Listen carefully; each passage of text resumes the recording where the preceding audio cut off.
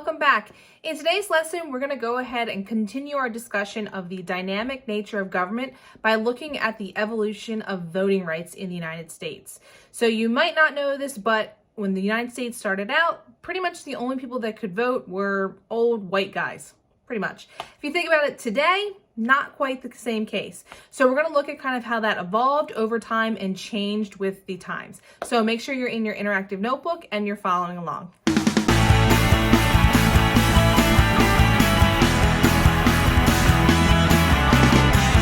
All right, so again, we're on page 6 of your interactive notebook, and we're talking about voting rights. So again, as I said in the little preview there, when the Constitution was written, only white males who were property owners had the right to vote. And if you think about that, it's not a lot of people. Roughly, that made up about 10 to 16% of the nation's population at the time. So it's a very, very small fraction of the population is able to vote, influence, and control what's going on in government. Over the past 2 centuries, though, you'll notice that's not quite the case anymore. It's not white male property owners anymore. There's a lot more freedom in those who can go out and vote. So we want to think again about that dynamic nature of government. Something has happened, or things have happened over time in order to say, all right, we should let more people vote, or this group of people should vote, or that group of people should vote. So that's what we're going to talk about today. How did we go from only about 10 to 16% of the nation being able to vote to pretty much everybody? There's only a few regulations left that kind of create, say who can and cannot vote. So let's go ahead and break it down. Let's back up a little bit and talk about the early years when the nation was first founded. The original colonists that came over, founded the 13 colonies. So they came over from England, and they brought with them many of the English political laws and customs. We didn't come up with it. The Constitution, a little secret for you, be real quiet. The Constitution is actually kind of like a little bit from here and a little bit from there and a little bit from there. It's not just like they woke up one morning and were like, oh, I got it. We're going to do this, this, this, and this. Nah. It's little bits and pieces from other things that they found, which kind of works well. It's kind of like what I did in my life. Let's get personal for a second. I was one of the last people to get married out of all my friends. And I was really happy with it because I went to several different weddings and I saw, oh, I don't like how they did that. Or, oh, I don't like how they did that. So I could say, oh, I'm going to do this and this and this because I had already seen what happened. And, as a very, very loose comparison, that's kind of what happened with the Constitution. They had seen other societies that had failed. They had seen other societies that had prospered. They said, all right, let's do what these guys did that was good. Let's not do what those guys had done that was bad. And definitely, we didn't want to put one person in power because we had just come out of a war that had one person in power. So they go ahead and do that. So in most of the 13 colonies, though, they said from the get-go that adult white males are the only ones who could vote. So adult white males that owned land. Usually it had to be about 50 acres of land, which is a huge chunk of land. You had to own a plantation, basically. And so most people believed at the time that wealthy landowners are going to be the only ones that are responsible enough to make political decisions. If you think back, this should sound a little bit familiar, Alexander Hamilton and Thomas Jefferson. That's kind of something that they were arguing over. Hamilton said people are out for themselves. Those who are educated, who've got money, they're going to be the ones that should be making political decisions. Although he was a farmer, Thomas Jefferson, on the other side, was like, no, the common guy can do it too. You don't have to be super educated. You have to be informed. You have to know, research it, just pay attention. So the other problem with this and why we start to see voting regulations start to drop off is because this requirement left out a whole slew of people in the United States that have to follow the laws but can't influence them because they can't vote for the people who are creating them. So, for example, again, it's going to leave a lot of people out of the voting process. It's going to leave out poor white males. So again, remember, it said adult white males that own property. That usually means you've got money, owning 50 acres of land, that's a lot of money. So poor white men are not going to be able to vote. It's going to leave out women. It's going to leave out the native population, the Native Americans, and it's also going to leave out African Americans, whether they are free at the time or if they're still in a state of slavery. So that's a lot of people. Again, remember, old white, whatever I said, 10 to 16% of the nation. Very, very small. So our first regulation that starts to disappear is the idea of owning property. So as time goes on, the framers decide they're arguing they can't agree on who's going to have the right to vote. So they say, look, we're going to let the states decide. They give each state the power to choose who can vote in their state. So it goes back to that, who's got more power, the states or the federal government. And this is where the federal government said, all right, we're going to let you run what's going on in your state. So we see our first voting requirements start to disappear over time. Doesn't happen overnight. The first state that drops the property requirement comes in 1821, and it's New York. They're the first one that says, all right, now you just have to be old and white. Basically, that's what it said. And then the second state, or other states follow suit. Rhode Island was actually the last state to drop the requirement. It took them all the way till 1880 to drop that requirement. So different states had different requirements, who could vote and who couldn't. Our next voting requirement comes in the mid-1800s as well, after the Civil War. So in 1870, the 15th Amendment is passed. And the 15th Amendment, it comes 5 years after the Civil War. If you don't know anything about the Civil War, you'll learn more about it next year in U.S. history, but it's when the United States fought itself over the idea of states' rights, slavery. It was a whole mess. So I don't want to spoil it for your U.S. history teachers. But anyway, the 15th Amendment said that a person cannot be denied the right to vote based on their race. So this is targeting the African American community, because by 1870, there is no more slavery, but there is still a lot of discrimination.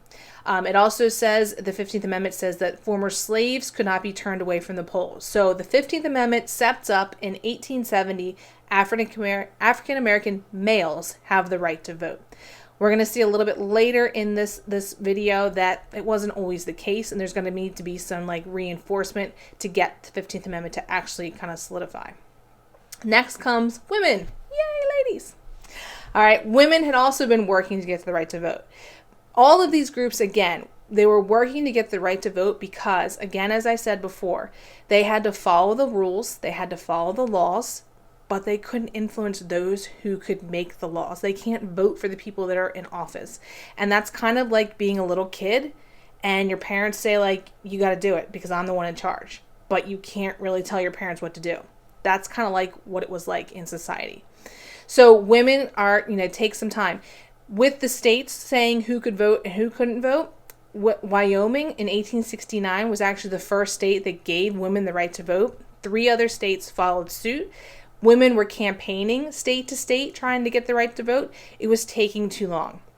A really good example of that is if you see the women in the top right corner, that's Susan B. Anthony and Elizabeth Cady Stanton. They worked very, very hard, and unfortunately, they didn't get to see this happen. A new generation had to come in, Alice Paul and Lucy Burns. They picketed the White House. They went on a hunger strike. They had a parade, which you can see in the picture here. And they're the ones that really got it pushed through. They didn't want a state-to-state campaign. They wanted a federal amendment, much like the 15th Amendment. So they lobbied for an amendment to the Constitution that gave women the right to vote. So it finally came in 1920 with the 19th Amendment. So the 19th Amendment basically says you can't be denied the right to vote based on gender or sex. So now the requirement to vote into 1920, you had to be an adult. You had to be an adult. You had to be white or white, black, whatever, and a U.S. citizen. But there's another population that was left out. Again, we said the Native Americans. Again, you might be thinking, okay, well, they're female, they're males, they're, doesn't matter about race or sex or gender or, ethnicity. But Native Americans were in a unique position. Native Americans actually weren't considered U.S. citizens, which seems very odd because they are Native Americans, but they don't become considered citizens until 1924. Before that, they were considered members of their own tribal governments. So they had their own individual governments that they were regulated by. But as time goes on, they want to be considered U.S. citizens. So in 1924, Calvin Coolidge, the president at the time, signs the Indian Citizenship Act. That grants all Native Americans the rights and privileges of American citizens, which includes, you guessed it, voting. So by 1924, you can vote so long as you are an adult. Doesn't matter your color, your creed, whatever. This one, Washington, D.C. was a little bit weird. Up until 1961, the citizens of D.C. couldn't vote for presidential electors. You'll remember the electors are those who vote in the Electoral College. So the citizens of D.C. could vote in a presidential election. They just didn't have any electors. So they had no representation in the Electoral College. But that changes with the 23rd Amendment in 1961. As you can see here, Grandma Betty, whatever her name is, I just made it up, very excited to be reading that now in 1961, DC has electoral college votes. So now they can influence the presidential election with their 3 electoral college votes. Now let's go back and talk about what we said before with the 15th Amendment.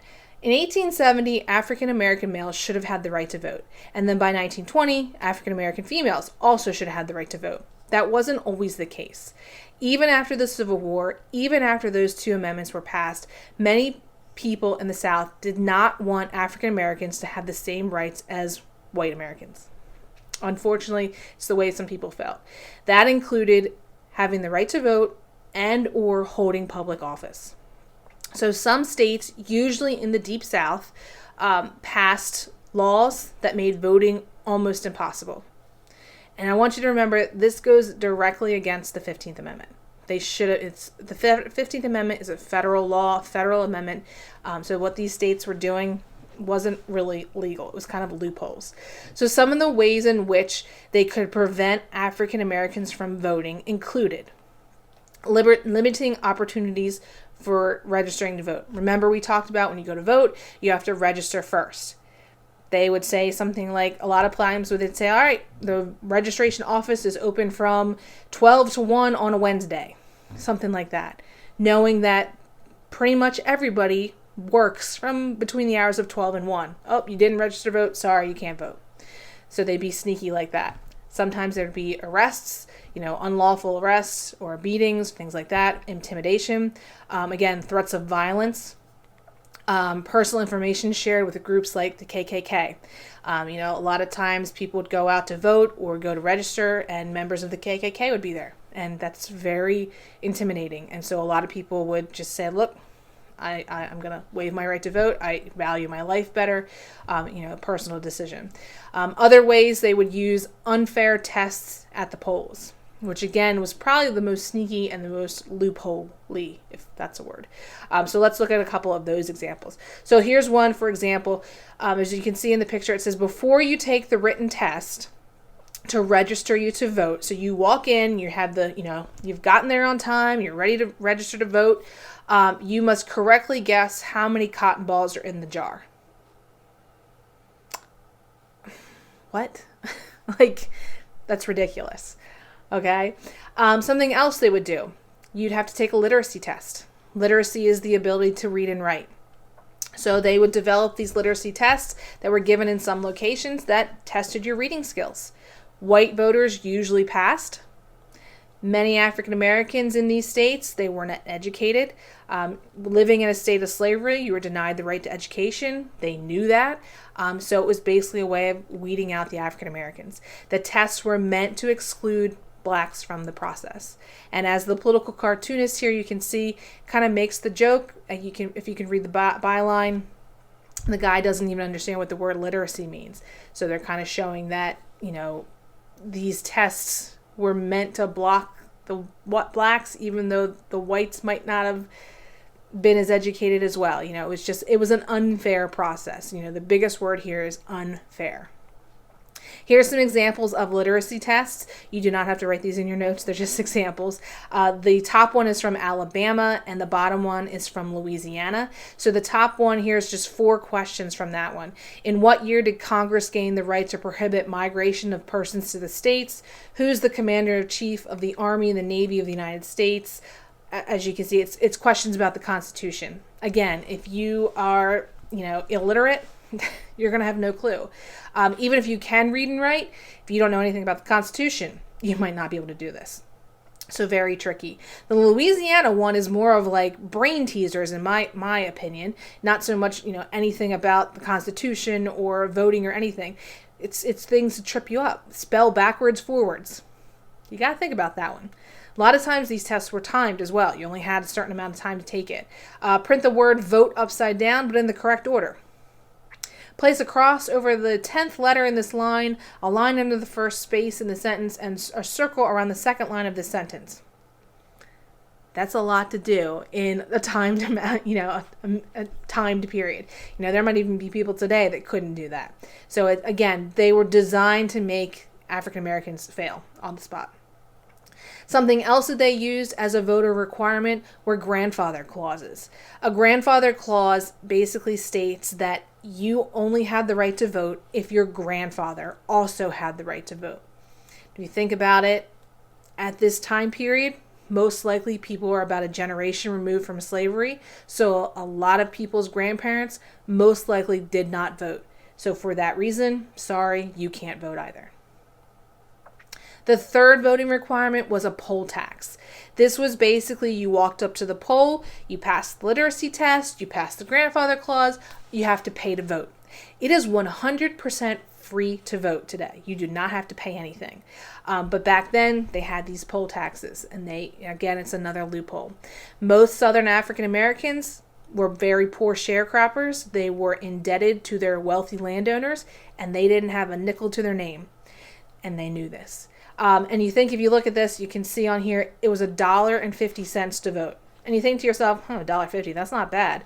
But think about it also, this is 1932, $1.50, 1932. If you calculate for inflation to think about what that would equal in 2021, it's $28.52. Almost $30 just to vote. Ridiculous. So again, these were three ways: literacy tests, grandfather clauses, and poll taxes were ways to deny African Americans the right to vote. By the 1950s and 60s, people started to step up and say, this ain't cool. All right, there needs to be equal rights. We the people created equal. This is not cool. So we started to see marches and sit-ins and protests and freedom rides and all of these different activities that become what we call today the civil rights movement. And they start to petition for legislation that gives African Americans the right to vote, which they were 100%, they should have been giving based on the 15th Amendment. So in 1964, we see the 24th Amendment ratified, which banned those poll taxes. No longer do you have to pay at the polls in order to vote. And then the following year, in 1965, we see the Voting Rights Act come down. And this basically reinforces the 15th Amendment, protects the right to vote for all citizens. So the Civil Rights Movement plays a huge role in getting African Americans out there to vote. The last voting restriction that we see come down is the age. If you know today, the age to vote today is 18. It used to be 21. The way in which that came down was in the 1960s and 70s. The United States was involved in the Vietnam War, and many of the young men that were drafted, meaning they were called up, they didn't enlist, they didn't volunteer, their number was called, and they had to go fight in Vietnam. Many of them were 18 years old, straight out of high school. My dad was one of them. Straight out of high school, his number got called, he went off to Vietnam, fight in the Vietnam War. A lot of these young men were very upset. They were 18 years old. They couldn't vote. They were too young to vote, but they could go off to war. Their rallying call, as you can see on the little button there, was old enough to fight. They should be old enough to vote. They were very upset. They could be shipped off, all the way around the other side of the world, fight in a war that they might not have agreed with, but they were not old enough to vote for the person that was sending them there. So the 26th Amendment gets passed in 1971 that reduces the voting age from 21 to its current 18 years old. And that's our last voting requirement that goes down.